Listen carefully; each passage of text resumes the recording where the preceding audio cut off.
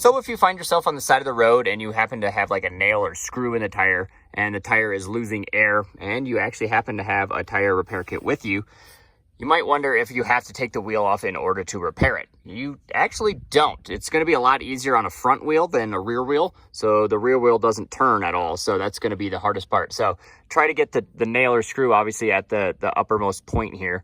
So then you can actually get into it. But again, it might actually be easier to remove the tire to fix it. But the front wheel, you can actually just pivot it, turn the steering wheel so it's actually facing out, and then drive a little bit so that nail is kind of pointing up at an angle, and then it'd be a lot easier to get to. So that'll actually save you a lot of time than having to take the wheel off. So you can try to get in there. Some wheels do have a lot more space here than others, especially trucks have a lot more space than cars. So it depends on what you're driving with. But yes, you can replace it with the tire on the vehicle.